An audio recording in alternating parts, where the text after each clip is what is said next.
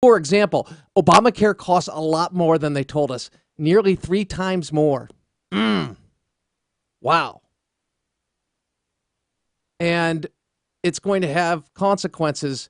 27%. I love that statistic.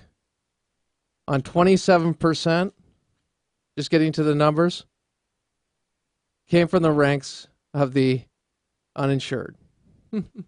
A quarter.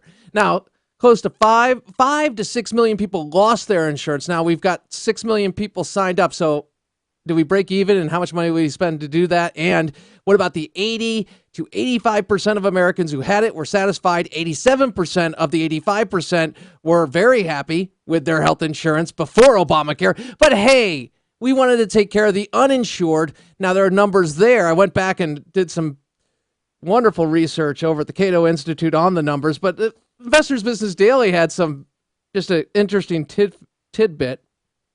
Of the 46 million supposedly lacked insurance, quoting from Investors Business Daily editorial, for example, more than 40% were either eligible for Medicaid, enrolled in Medicaid, or weren't U.S. citizens. By the way, the length of time people were uninsured, yeah, the numbers went down. The percentages went down of the people uninsured because it was oftentimes tied to employment. Wonderful piece by Michael Tanner on that. Tanner and Cannon just knocked it out of the park. They just put the spank on that information. It was awesome. I should post some of that. And when I have more time and a news crew, Crane Durham's Nothing But Truth, when I have more time, I'll do it.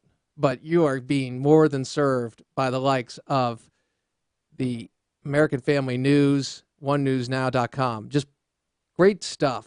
Great report from Chris Woodward, who's going to be on Beat the Press later on this week. Now, back to Obamacare, the Sunday shows. I guarantee it will not make you snooze because it's really interesting what they're saying. Now, after being confronted with a number of things regarding Obamacare and the numbers, well, we had this exchange that took place on this week with George Stephanopoulos.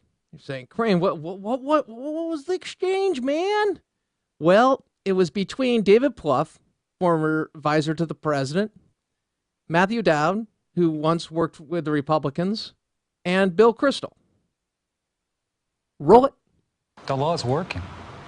And this was a seminal achievement. You're going to have, by the way, if you count people who are going directly to private insurance companies, Medicaid, children's health care, you're talking well north of 10 million people have health care, tens of millions and more have security. And the politics of this are tough. They're always going to be tough. I think they'll get better over time. This law is working. And I think the Republican playbook of just repeal Obamacare, repeal Obamacare, repeal Obamacare gets tougher as more and more people get health care. And I think smart Republicans understand that. Isn't that true? Yeah, two things are true. No actual Democratic senator running for re-election sounds like David Plouffe. They are not saying this law is working. They're saying, oh my God, we can fix it. Here's some new proposals.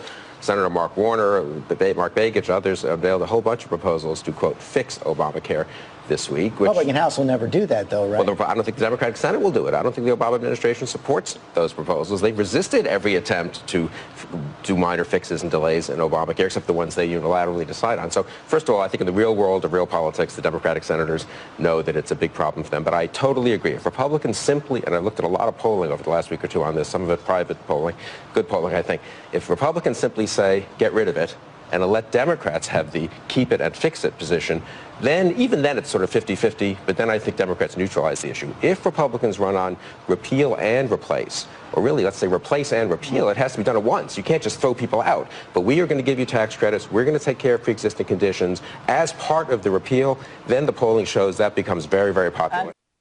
Go back and check out a program I did with Ovik Roy, who talked about the Republican solution since 2007, not about R's and D's. I've just got to be honest. When you say the Republicans haven't had any health care plans or things to reform health care for the uninsured, it's complete nonsense. It's baloney. And it smells bad. Stop it. Okay, let's go back and let's go to an exchange between Chris Wallace and Senator Angus King, independent from Maine, but goes with the Democratic Party very often on policies, etc. etc. And this exchange took place yesterday on Fox News Sunday. Notice the law is working. I love that line. Just keep repeating that. Yeah, 1,000 points of light. Law is working. They really think we're just a bunch of dumb monkeys. They really do. It's sad. It's sick. It makes me sick. We move forward, though, because we've got to stay in the confines of time. And that, of course, goes to don't call it Obamacare. Roll it. I don't think there's any inconsistency here. They are not opening it up to new people. Here in Maine, at 8 o'clock p.m. on election night, if you're in line to vote, even if it takes you a half hour to get there, you get to vote. They don't close you out. This is exactly the same thing. People are in line. They've started the process of signing up. Sometimes it takes a day or two to go through all the paperwork or the computer work. This is not extending the enrollment for new people who say, oh, I forgot. These are people that are already in the line, and that's just common sense. I mean, we do that all the time. I think the best example is people in line to vote. Senator Barrasso, it may be messy, but if the point is to get more people coverage, health insurance, why not let them have more time to sign up? Because it doesn't deal with the issue of actually getting people care. People wanted health care reform so they could get the care they need from a doctor they choose at lower cost. And what we see is even those signing up are finding out many of them are seeing higher premiums, can't keep their doctor, can't keep their hospital. In the state right next to Senator King's in New Hampshire, 10 of the 28 hospitals are excluded from all the exchanges in New Hampshire. In Senator King's own state, the most popular individual market plan prior to this is now not able to be sold anymore because it didn't meet the Obamacare standards. So those are concerns that I hear about every weekend. So what we're seeing now are kind of politicians trying to save their political careers instead of focusing on patient care. Now, there you have, and that's not the money quote, by the way. Next hour, you're going to respond to the money quote. Don't call it Obamacare. There you have the justification, rationalization to keep it open, okay? And again, these are sideline issues because they highlight, well, excuse me, they're not sideline issues. They're important, but they highlight a much greater issue of how the law has been changed and the law is really not the law anymore. And you go into the executive power to do that. Oftentimes you had changes before, but with other programs, but those were approved of by Congress. So that highlights something.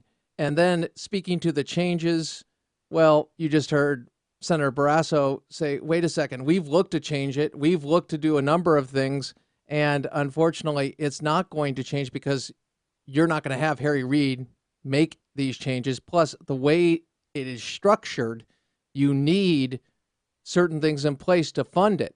You need 40% of Young Invincibles to foot the bill for people that are, well, for the higher costs, in essence. They've got like under 30% right now who've I don't know if they've paid or not paid, but it's collapsing. And Ovick and Paul Howard has discussed the structure of funding this. So a few things just to take from this segment. One, the reasons they gave us who actually is going to get insurance that didn't have insurance, they're missing the mark big time there. The people that had insurance, happy with their insurance, but then were forced because of Obamacare, because of the fact that they mandated these policies had to have these bells and whistles that other people did not want, yet everybody had to pay for them. That's a problem. They were dropped off their insurance, too, because they discontinued their plan. A whole host of things. Bottom line, they didn't tell us the truth. It doesn't work. It won't work. Brain Durham's nothing but truth. AFR.